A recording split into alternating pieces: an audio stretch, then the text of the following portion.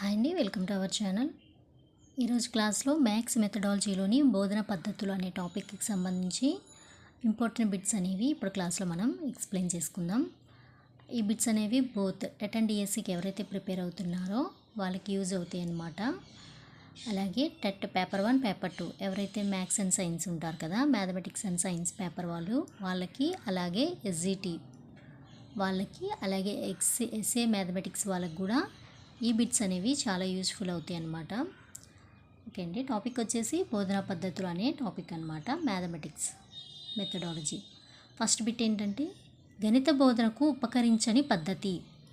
గణిత బోధనకు ఉపకరించని పద్ధతి అంటే గణితాన్ని మనం బోధించడానికి, టీచ్ చేయడానికి ఏ పద్ధతి ఉపయోగపడదు అనేది ఇక్కడ క్వశ్చన్ అనమాట. ఆప్షన్ 1 ఉపన్యాస పద్ధతి, ఆప్షన్ 2 ప్రకల్పన పద్ధతి, ఆప్షన్ 3 అన్వేషణ పద్ధతి, ఆప్షన్ 4 సంశ్లేషణ పద్ధతి. సో గణితాన్ని బోధించటకు ఏంటంటే ఇవన్నీ కూడా యూజ్ అవుతాయి. ప్రకల్పన పద్ధతి కానీ, సంశ్లేషణ పద్ధతి కానీ, ఆర్ అన్వేషణ పద్ధతి కానీ. అది ఉపన్యాస పద్ధతి అనేది గణితం బోధించడానికి అది యూజ్ అవ్వదన్నమాట. సో కరెక్ట్ ఆన్సర్ వచ్చేసి ఉపన్యాస పద్ధతి. నెక్స్ట్ బిట్, ఆగమన పద్ధతిని ప్రచారం చేసిన వారు. ఆగమన పద్ధతిని ప్రచారం చేసింది ఎవరు అంటున్నారు. అంటే ఆగమన పద్ధతి అనేది ఒకటి ఉంది అనేది దాన్ని కొంచెం పబ్లిసిటీ ఇచ్చింది ఎవరు అనేది ఇక్కడ క్వశ్చన్ అనమాట. Option 1 Kilpatrick, option 2 Stevenson, option 3 Pestalozzi, option 4 కొమిలియన్. సో ఆగమన పద్ధతిని ప్రచారం చేసింది ఎవరు అంటే పెస్టాలజీ అన్నమాట. ఈయన వల్లే ఆగమన పద్ధతి అనేది కొంచెం వెలుగులోకి రావటం అనేది జరిగింది.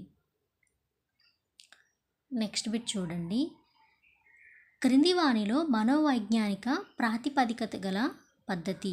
క్రింది వానిలో మనోవైజ్ఞానిక ప్రాతిపదిక గల పద్ధతి అంటే మనోవైజ్ఞానిక సైకాలజీ ఉంది కదా, దానికి సంబంధించి కొన్ని ఉంటాయి కదా, ఆ మెథడ్స్ మీద ఇది డిపెండ్ అయి ఉంటుంది. అంటే ప్రాతిపదికలు కలిగి ఉంటుంది సైకాలజీ రిలేటెడ్ అనేది ఇక్కడ క్వశ్చన్. అది ఏ పద్ధతి అనేది మనం చూస్ చేసుకోవాలన్నమాట. ఆప్షన్ 1 నిగమన పద్ధతి, ఆప్షన్ 2 ఆగమన పద్ధతి, ఆప్షన్ 3 సంశ్లేషణ పద్ధతి, ఆప్షన్ 4 ఉపన్యాస పద్ధతి. సో సైకాలజీ రిలేటెడ్ ప్రాతిపదికలు దేంట్లో ఉంటాయి అంటే ఓన్లీ ఆగమన పద్ధతి అనమాట. ఆగమన పద్ధతి లిటిల్ బిట్ సైకాలజీ రిలేటెడ్ ప్రాతిపదికల్ని ఫాలో అవుతుందన్నమాట, రిమైనింగ్ మెథడ్స్తో కంపేర్ చేస్తే. సో కరెక్ట్ ఆన్సర్ వచ్చేసి ఆగమన పద్ధతి. నెక్స్ట్ 1 సూత్రీకరణ పద్ధతి అని దీనికి పేరు. సూత్రీకరణ పద్ధతి అని దీనికి పేరు. ఆప్షన్ 1 అన్వేషణ పద్ధతి, ఆప్షన్ 2 ప్రయోగశాల పద్ధతి, ఆప్షన్ 3 ఆగమన పద్ధతి, ఆప్షన్ 4 ప్రాజెక్ట్ పద్ధతి. సో సూత్రీకరణ అంటే సూత్రం అనేది అక్కడ తయారవుతుంది. ఏ పద్ధతిలో తయారవుతుంది సూత్రీకరణ అనేది? ఆగమన పద్ధతిలోనే సూత్రం అనేది తయారవుతుంది. ఏదైతే మనం దత్తాంశం అనేది సేకరిస్తామో దాన్ని బట్టి నెంబర్ ఆఫ్ ప్రాక్టికల్స్, ప్రయోగాలు ఇవన్నీ చేసి ఒక సూత్రాన్ని అక్కడ తయారు చేయటం అనేది జరుగుతుందన్నమాట. అంటే ఎగ్జాంపుల్స్ ఏవైతే ఉదాహరణలు ఉంటాయో వాటిని తీసుకొని జనరలైజేషన్ చేయటం అనేది జరుగుతుంది అక్కడ. అంటే ఆగమన పద్ధతిలో ఒక సూత్రం అనేది తయారవుతుందని ఇక్కడ చెప్పవచ్చు అనమాట. అందుకని ఆగమన పద్ధతిని సూత్రీకరణ పద్ధతి అని కూడా అంటారు. కరెక్ట్ ఆన్సర్ ఆగమన పద్ధతి.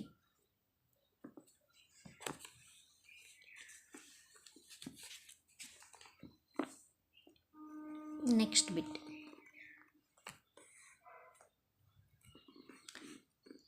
క్రింది వానిలో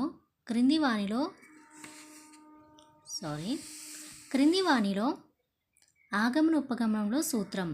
క్రింది వానిలో ఆగమన ఉపగమనంలోని సూత్రం ఏమిటి అని అడుగుతున్నారు.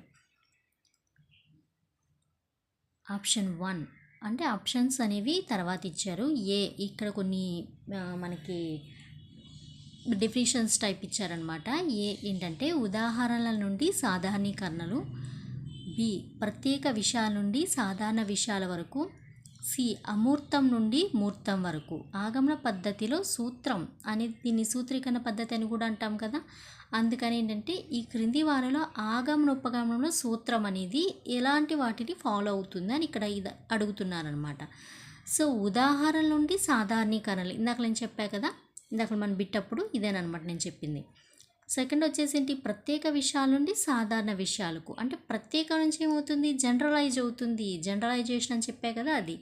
అమూర్తం నుండి మూర్తం కాదనమాట, ఇది మూర్తం నుంచి వెళ్తుంది అనమాట. ఆగమన పద్ధతి ఎప్పుడైనా కూడా మూర్తం నుంచి వెళ్తుంది. అదే నిగమన పద్ధతి అనుకోండి, అమూర్తం నుంచి వెళ్తుంది అనమాట. సో ఈ ఆగమన పద్ధతి మన సూత్రీకరణ పద్ధతి అంటాం కాబట్టి ఇక్కడ సూత్రం అనేది ఎలా ఫామ్ అవుతుంది, ఉదాహరణల నుంచి సాధారణీకరణ చేస్తుంది. అంటే మనకి దగ్గర ఏవైతే ఎగ్జాంపుల్స్ ఉన్నాయో వాటిని జనరలైజ్ చేసుకుంటూ వెళ్ళి ఏం చేస్తాం మనం, ఒక ఫార్ములాని ఫామ్ చేయటం అనేది ఈ మెథడ్లో జరుగుతుందన్నమాట. సో ఉదాహరణ నుంచి సాధారణీకరణ అనేది కన్సిడర్ చేయొచ్చు ఇక్కడ. సెకండ్ వన్ వచ్చేసి ఏంటంటే ప్రత్యేక విషయాల నుండి సాధారణ విషయాలకు, అంటే ప్రత్యేకంగా ఉన్న దాని నుంచి ఏమవుతుంది, జనరలైజేషన్ అవుతుంది ఇక్కడ. ఇది కూడా కన్సిడర్ చేయవచ్చు. కాబట్టి ఇక్కడ కరెక్ట్ ఏంటంటే ఉదాహరణ నుంచి సాధారణీకరణ, అలాగే ప్రత్యేకాల నుండి సాధారణ విషయాలకు, ఈ రెండు కూడా కరెక్ట్ అనమాట. అమూర్తం నుండి మూర్తం అనేది కరెక్ట్ కాదు, ఎందుకంటే అమూర్తం నుండి మూర్తానికి లేదెవరు, నిగమన పద్ధతి. సో ఇది మనం కన్సిడర్ చేయాల్సిన అవసరం లేదు. కాబట్టి కరెక్ట్ ఆన్సర్ వచ్చేసి A and B. Next one, విద్యార్థులు స్వయం వ్యాసంగ పద్ధతిని పాటించటం వల్ల వీరి సందేహాలకు చోటుండదు అనే ప్రయోజనం కలిగిన ఉపగమనం. విద్యార్థులు స్వయం వ్యాసంగం పద్ధతిని పాటించడం వల్ల వీరి సందేహాలకు చోటుండదు అనే ప్రయోజనం కలిగిన ఉపగమనం ఏంటి అంటే ఆప్షన్ 1 ఆగమనం, ఆప్షన్ 2 నిగమనం, ఆప్షన్ 3 సంశ్లేషణం, ఆప్షన్ 4 విశ్లేషణం. సో కరెక్ట్ ఆన్సర్ వచ్చేసి ఏంటంటే ఆగమనం. ఇక్కడ ఏంటంటే స్వయంగా వాళ్ళే వ్యాసంగాలు కానీ అక్కడ ఉన్న దత్తాంశాన్ని కానీ వాళ్ళు ఏం చేస్తున్నారు, స్వీకరిస్తున్నారు. సో దాని ప్రకారం వాళ్ళు ఏం చేస్తున్నారు, ఒక పద్ధతిని పాటించుకుంటూ చేయటం వల్ల ఏంటంటే స్టార్టింగ్ నుంచి ఎక్కడైతే ప్రాబ్లమ్ని వాళ్ళు ఐడెంటిఫై చేశారో ఆ ప్రాబ్లం ఐడెంటిఫై చేసిన దగ్గర నుంచి వాళ్ళు సూత్రాన్ని చేసేంత వరకు కూడా ఏంటి, స్వయంగా వాళ్ళే చేస్తున్నారు. ఇంకా వాళ్ళకి డౌట్స్ ఏముంటాయి, ఉండవు కదా. సో అక్కడ డౌట్స్కి ఛాన్స్ అనేది ఉండదు. అలాంటి ప్రయోజనం కలిగిన ఉపగమనం ఏంటి అంటే దట్ ఈజ్ నథింగ్ బట్ ఆగమన పద్ధతి అనమాట. ఎందుకంటే వాళ్ళు ప్రాబ్లమ్ని గుర్తించిన దగ్గర నుంచి స్వయంగా వాళ్ళంతట వాళ్ళే అన్నీ చేస్తున్నారు. ఓకేనా, అక్కడ ఏంటి, వాళ్ళు నేర్చుకుంటున్నారు. లెర్నింగ్ డూయింగ్ బై లెర్నింగ్ అంటారు కదా, లెర్నింగ్ బై డూయింగ్ కానీ డూయింగ్ బై లెర్నింగ్ కానీ ఈ రెండు కూడా ఇట్లాంటివి అనమాట. ఇక్కడ వాళ్ళు ప్రతిదీ చేస్తూ నేర్చుకుంటున్నారు. ఏవైనా మిస్టేక్స్ ఉంటే వాటిని ఏం చేస్తున్నారు, వదిలేసేసి దాని నుంచి కూడా వాళ్ళు నేర్చుకోవటం జరుగుతుంది. కాబట్టి వాళ్ళకి ఇంకా అక్కడ డౌట్స్ అనేవి ఉండవు అనమాట, అసలు ఛాన్సే ఉండదు అనమాట. ఇటువంటి ప్రయోజనం కలిగిన ఉపగమనం ఏదైనా ఉందంటే అది ఆగమన అనమాట. కరెక్ట్ ఆన్సర్ ఆగమన పద్ధతి ఆర్ ఆగమన ఉపగమనం. నెక్స్ట్ వన్ చూడండి, 7th బిట్. క్రింది వానిలో ఆగమన ఉపగమనం యొక్క ప్రయోజనాలు. క్రింది వానిలో ఆగమన ఉపగమనం యొక్క ప్రయోజనాలు. ఆప్షన్ 1 ఇంటి పనిని తగ్గిస్తుంది. ఆప్షన్స్ కాదు, ఏ అన్నమాట. ఇది ఆప్షన్స్ తర్వాత ఇచ్చారు. ఏ ఇంటి పనిని తగ్గిస్తుంది, బి అభ్యసన పునశ్చరణ స్థాయిలకు తగినది, సి విద్యార్థుల్లో ఆలోచన పరిశీలన ప్రయోగాత్మకత అభివృద్ధి చెందుతుంది. సో ఇక్కడ ప్రయోజనం ఏంటి అని అడుగుతున్నారు. ఫస్ట్ ఏంటి, ఆగమన పద్ధతి ద్వారా ఇంటి పని హోంవర్క్ ఏదైతే ఉందో అది పిల్లలకి తగ్గుతుంది అనమాట. సెకండ్ వన్ ఇచ్చింది ఏంటి, ఇక్కడ బి అభ్యసన పునశ్చరణకు స్థాయిలకు తగినది. ఇక్కడ అభ్యసించడానికి వాళ్ళకి ఛాన్స్ లేదు, ఎందుకు, ఇంటి పని ఉండదు కాబట్టి. అంటే మనం అనుకుందాం, తర్వాత మనం ఆప్షన్స్ చూద్దాం. పునశ్చరణ అంటే మళ్ళీ వాళ్ళు రీక్యాప్ అంటే మళ్ళీ దాన్ని గుర్తు తెచ్చుకొని చదవటానికి వాటికి అక్కడ ఛాన్స్ లేదు కదా. ఎందుకు, ఇంటికి వచ్చి వాడు హోంవర్క్ చేస్తేనే కదా వాడికి రెండు జరిగేది. అభ్యసనం కానీ అక్కడ ప్రాక్టీస్ జరగాలన్నా మళ్ళీ దాన్ని రీక్యాప్ మళ్ళీ వాడు గుర్తు తెచ్చుకొని దాని గురించి ఆలోచించి మళ్ళీ నేర్చుకోవాలన్నా కూడా అక్కడ వాడు ఇంటి పని అనేది చేయాలి, హోంవర్క్ అనేది. అక్కడ ఇంటి పని లేనప్పుడు ఈ రెండింటికి ఎలా తగినది అవుతుంది, అవ్వదు కదా. సి చూడండి, విద్యార్థుల్లో ఆలోచన పరిశీలన ప్రయోగాత్మక అభివృద్ధి చెందుతుంది. విద్యార్థుల్లో ఆలోచన విధానం, ఆలోచిస్తారు, పరిశీలన ప్రయోగాత్మకతలు అభివృద్ధి చెందుతాయి. ఎస్, ఆగమన పద్ధతిని మనం ఏ పద్ధతి అనుకున్నాం, స్టార్టింగ్లో సూత్రీకరణ పద్ధతి అనుకున్నాం. సో అక్కడ పిల్లవాడు ఏం చేస్తున్నాడు, ఫ్రమ్ ద స్టార్టింగ్ అంటే ప్రాబ్లమ్ని గుర్తించిన దగ్గర నుంచి కూడా ఏం చేస్తున్నాడు, వాడంతటికి వాడే ఏం చేస్తున్నాడు, ఆలోచిస్తున్నాడు. ఆ ప్రాబ్లంకి సొల్యూషన్ ఏంటి, ఎటువంటి దత్తాంశాన్ని సేకరించాలి అండ్ పరిశీలిస్తున్నాడు. తన చుట్టూ ఉన్న పరిసరాల నుంచి ఎటువంటి సమాచారాన్ని తీసుకోవాలి, దాని నుంచి ఎలాగా సొల్యూషన్ కనిపెట్టాలి అనేది పరిశీలిస్తున్నాడు. ప్రయోగాత్మకాల అభివృద్ధి అంటే ప్రయోగాలు కూడా చేసుకుంటాం అనేది డెవలప్ అవుతుంది ఈ పద్ధతి ద్వారా. సో ఇక్కడ ప్రయోజనాలు ఏంటి అంటే ఈ రెండుగా మనం కన్సిడర్ చేయవచ్చు. ఫస్ట్, ఇంటి పనిని తగ్గిస్తుంది. ఇంటి పని అనేది ఉండదు, ఎందుకని ఇక్కడ పిల్లవాడు వాడంతటి వాడే అన్నీ చేస్తున్నాడు కాబట్టి ఇంకా వాడికి ఇంటి పనితో పని ఉండదు. రెండోది ఏంటిది, విద్యార్థుల ఆలోచన పెరుగుతుంది, పరిశీలన ప్రయోగాత్మకంగా అభివృద్ధి చెందుతాయన్నమాట. సో ఈ రెండు కరెక్ట్ ఆన్సర్ కాబట్టి ఏసీ అనేవి కరెక్ట్ ఆప్షన్స్గా అంటే ఆన్సర్స్గా మనం కన్సిడర్ చేయొచ్చు ఈ క్వశ్చన్కి. నెక్స్ట్ వన్ చూడండి. అభ్యాసకునికి సూత్రానికి సంబంధించిన జ్ఞానం స్థిరపడటానికి అభ్యాసం ఎక్కువ అవసరమవుతుంది అనే దోషం కలిగిన పద్ధతి. ఇక్కడ క్వశ్చన్ అర్థం చేసుకోండి. అభ్యాసకునికి అంటే ఒక స్టూడెంట్కి అనుకోండి, అభ్యసించేది ఎక్కువ స్టూడెంట్సే కదా, సో స్టూడెంట్స్కి అనుకుందాం.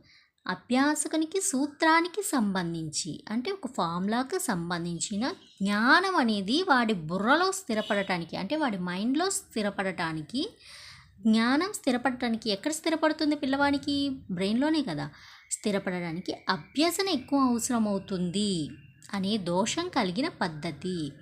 ఇక్కడ సూత్రం బాగానే ఉంది, దానికి సంబంధించిన నాలెడ్జ్ అంతా పిల్లవాడికి ఏమవ్వాలి, బ్రెయిన్లో ఫీడ్ అయిపోవాలి, అంటే అక్కడ మొత్తం కూడా ఏమవ్వాలి, సెటిల్ అయిపోవాలి.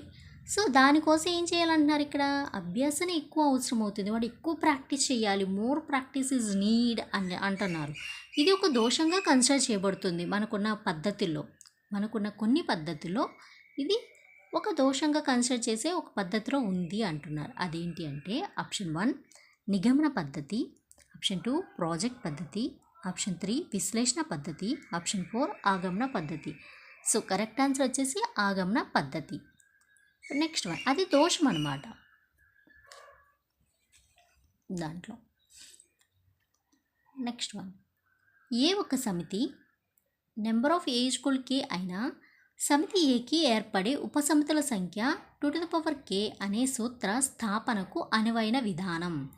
సో ఇటువంటి సూత్రాన్ని స్థాపించడానికి అనువైన విధానం ఒకటే గుర్తుపెట్టుకోండి. సూత్రీకరణ పద్ధతి అన్న సూత్ర స్థాపన పద్ధతి ఇలాంటి వర్డ్స్ ఏ వచ్చినా కూడా అది ఆగమన పద్ధతి. ఇది ఒకటి గుర్తుంచుకుంటే చాలు, ఎందుకంటే ఆగమన పద్ధతిలోనే ఈ సూత్రం రిలేటెడ్ వర్డ్స్ అనేవి వస్తాయి. అంటే సూత్రీకరణ జరగాలన్నా, సూత్రాన్ని స్థాపించాలన్నా, సూత్రాన్ని కనుగొనాలన్నా ఏ మెథడ్ ద్వారా వెళ్ళాలి, ఖచ్చితంగా ఆగమన పద్ధతి ద్వారా మాత్రమే వెళ్ళాలి. సో అది నేను ఇచ్చే సలహా అనమాట మీకు, జస్ట్ అంతే. ఎందుకంటే ఈ వర్డ్స్ వచ్చాయి అంటే కళ్ళు మూసుకొని మనం పెట్టేయచ్చు అనమాట. ఏంటిది అది, ఆగమన పద్ధతి అని. ఓకేనా, ఆప్షన్స్ చూద్దాం. ప్రాజెక్ట్ మెథడ్, రెండోది అన్వేషణ పద్ధతి, 3 సంశ్లేషణ పద్ధతి, 4 ఆగమన పద్ధతి. కరెక్ట్ ఆన్సర్ ఆగమన పద్ధతి అనమాట. నెక్స్ట్ చూడండి.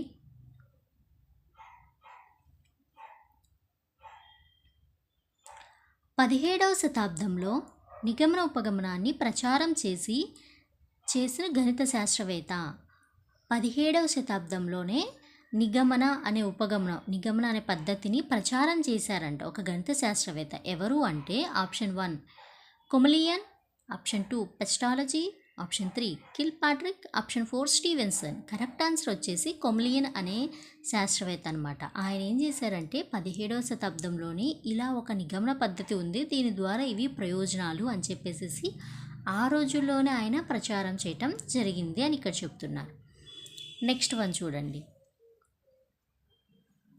క్రింది వానిలో నిగమన ఉపగమనానికి సంబంధించిన సూత్రాలు. క్రింది వానిలో నిగమన ఉపగమనానికి సంబంధించిన సూత్రాలు.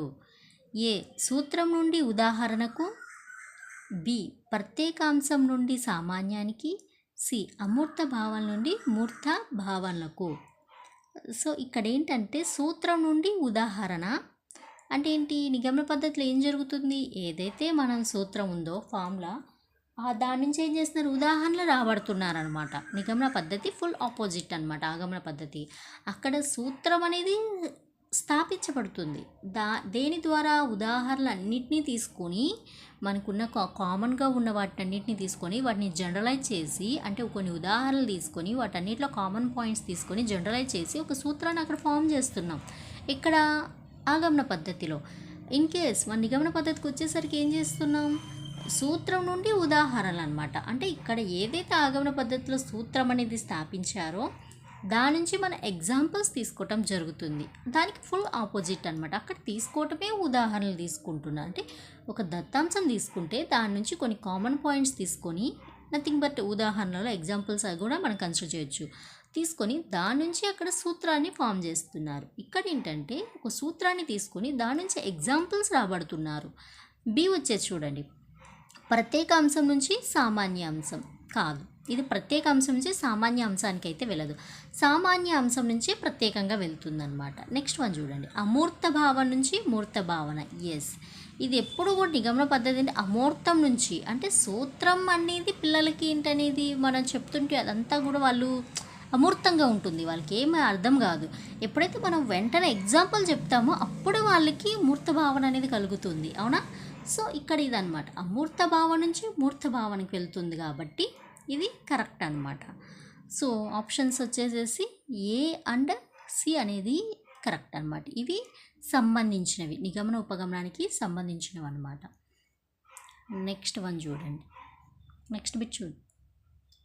నెక్స్ట్ వన్, అభ్యసన పునశ్చరణ స్థాయిలకు తగిన ఉపగమనం. అభ్యసన పునశ్చరణకు స్థాయిలకు తగిన ఉపగమనం ఏంటి అంటున్నారు. అంటే అక్కడ ప్రాక్టీస్, మళ్ళీ ఏదైతే వాళ్ళు క్లాస్ రూమ్లో నేర్చుకున్నారో దాన్ని మళ్ళీ వాళ్ళు ఏం చేస్తున్నారు, ఒకసారి గుర్తు తెచ్చుకుంటున్నారు.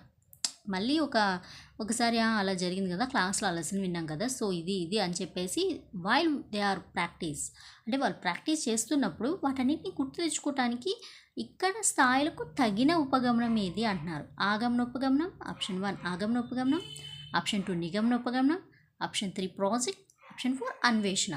సో ఆగమన అయితే ఛాన్స్ ఉండదు, ఎందుకంటే అక్కడ హోంవర్కే ఉండదు కాబట్టి ఇంకా వాళ్ళకి ఇంకా ప్రాక్టీస్ ఏం చేస్తారు, ఇంకా మళ్ళీ అవన్నీ గుర్తు తెచ్చుకోవడానికి అవకాశమే ఉండదు. సెకండ్ వన్ నిగమన. థర్డ్ ప్రాజెక్ట్ మెథడ్ ఏంటి, వాళ్ళు దత్తాంశాన్ని క్రియేట్ చేయటం, ఒక సమస్యను ఎన్నుకోవటం, దాని ప్రకారం వెళ్ళటం, ఇలా ఉంటుంది. కానీ అక్కడ ఏంటంటే వాళ్ళు ప్రాజెక్ట్ చేస్తూ ఉంటారు కానీ అక్కడ పునశ్చరణ అనేది జరగదు. అన్వేషణ పద్ధతిలో ఏంటంటే దత్తాంశం సేకరించడం అనేది జరుగుతుంది. సో ఇక్కడ కరెక్ట్ ఆన్సర్ వచ్చేసి నిగమన. ఇక్కడ మాత్రమే అభ్యాసన అనేది జరుగుతుంది, అలాగే పునశ్చరణ అనేది జరుగుతుంది. కరెక్ట్ ఆన్సర్ నిగమన పద్ధతి. నెక్స్ట్ చూడండి, నెక్స్ట్ బిట్,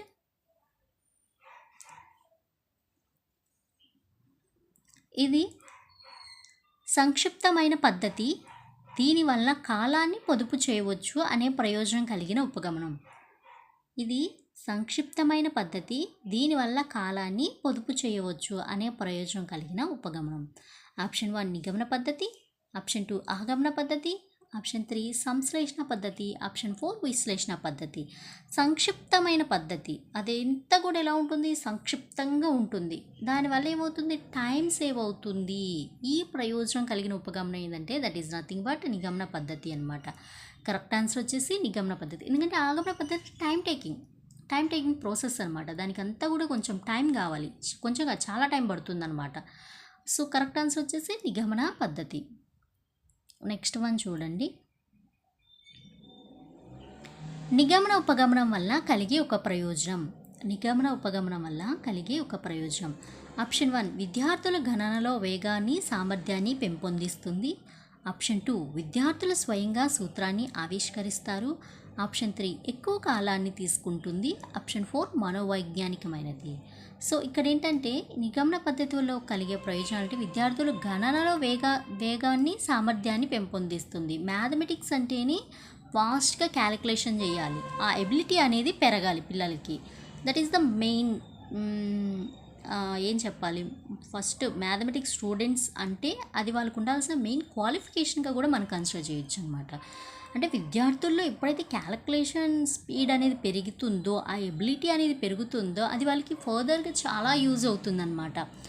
సో అది సెకండ్ వన్, విద్యార్థులు స్వయంగా సూత్రాన్ని ఆవిష్కరించడం అనేది అస్సలు నిగమన పద్ధతిలో ఛాన్సే లేదు. ఎందుకంటే సూత్ర ఆవిష్కరణ అనగానే మీరు ఒకటే గుర్తుంచుకోండి, ఆగమన పద్ధతి, ఆగమన ఉపగమన అని గుర్తుంచుకోండి. ఎక్కువ కాలం తీసుకునేది కూడా సేమ్ ఆగమన ఉపగమనే, మనోవైజ్ఞానికమైనది కూడా ఆగమన ఉపగమనే. సో ఇక్కడ ఉన్న 4 ఆప్షన్స్లో రిమైనింగ్ 3 ఆప్షన్స్ కూడా ఆగమన ఉపగమనానికి సంబంధించినవి ఇచ్చారు కాబట్టి only one and only option ఒక్కటే మనకి నిగమన ఉపగమనానికి సూట్ అవుతుంది, అంటే అది ప్రయోజనకరంగా ఉంటుంది. అదేంటంటే ఇదన్నమాట, విద్యార్థుల్లో గణన వేగం పెరుగుతుంది. ఇందాక మనం చెప్పుకున్నాం కదా కాలం పొదుపు చేయవచ్చని. సో క్యాలిక్యులేషన్ స్పీడ్ అనేది పెరగడం వల్ల అక్కడ టైం ఏమవుతుంది, వాళ్ళు క్యాలిక్యులేషన్ చేసే టైం అనేది తగ్గుతుంది. ఐబిలిటీ పిల్లలకి పెరుగుతుంది అంటే బికాజ్ ఆఫ్ నిగమన పద్ధతి, నిగమన ఉపగమనం అనమాట. Correct answer. నిగమన ఉపగమనంలో కలిగే ప్రయోజనం ఏంటంటే విద్యార్థుల గణనలో వేగాన్ని, సామర్థ్యాన్ని పెంపొందిస్తుంది అనమాట. రిమైనింగ్ 3 కూడా ఆగమన పద్ధతికి సంబంధించినవి.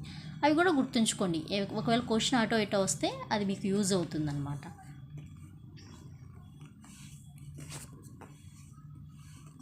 నెక్స్ట్ వన్,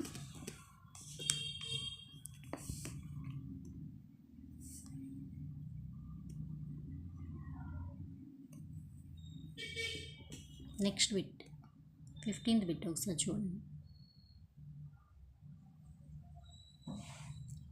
విద్యార్థులు స్వయంగా పాల్గొనే అవకాశాన్ని కల్పిస్తూ ఒక సూత్రాన్ని ఆవిష్కరించటానికి, భావన కలగటానికి వీలు కలిగించే పద్ధతి.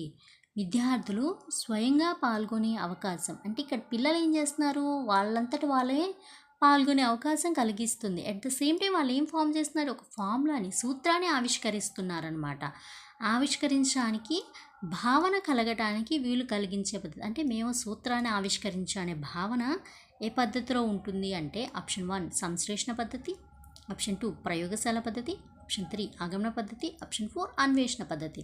సో కరెక్ట్ ఆన్సర్ ఏంటంటే ఆగమన పద్ధతి. చెప్పే కదండి, సూత్రీకరణ, సూత్ర ఆవిష్కరణం, స్వయంగా పాల్గొనటం, ఇటువంటి వర్డ్స్ వస్తే కనుక కళ్ళు మూసుకొని మీరు ఆగమన పద్ధతి అని మీరు ఇంకా అనుకోవచ్చు అనమాట. ఎందుకంటే దీంట్లోనే సూత్రం అనేది జరుగుతుంది. ఇన్ కేస్ నిగమన పద్ధతులు ఏమవుతుంది అంటే, నిగమన పద్ధతులు ఏంటంటే సూత్రాల నుండి ఎగ్జాంపుల్స్ లాగుతారనమాట. అంటే సూత్రం నుంచి ఉదాహరణ లాగడం అనేది జరుగుతుంది అక్కడ. సో ఇవ్వండి ఈరోజు బోధన పద్ధతిలో ఒక 15 బిట్స్ అనేవి ఎక్స్ప్లెయిన్ చేసుకోవటం జరిగింది. రిమైనింగ్ బిట్స్ నెక్స్ట్ క్లాస్లో మనం ఎక్స్ప్లెయిన్ చేసుకుందాం. Thank you.